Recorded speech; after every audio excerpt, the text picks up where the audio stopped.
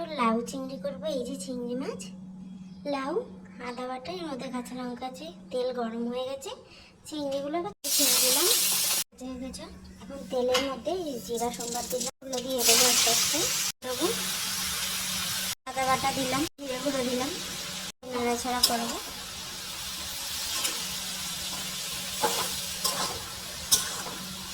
ঢেকে রাখলাম, এগুলো দিয়ে দিলাম, দিয়ে নাড়াচাড়া করবো। একটু দিয়ে দিলাম।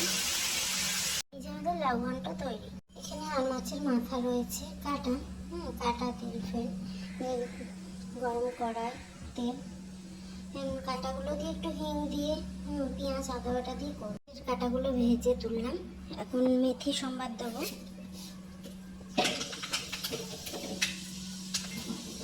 দিয়ে কয়েকটা কেটে রাখা আলু দিয়ে, এই যে মশলা পেস্ট আটাটা দিয়ে দিলাম, মাছের মুখটা দিয়ে দিলাম, একটা মাছের কাটা দিয়ে দিলাম, এই যে মাছের কাটা দিয়ে যে তরকারি, এটা নামিয়ে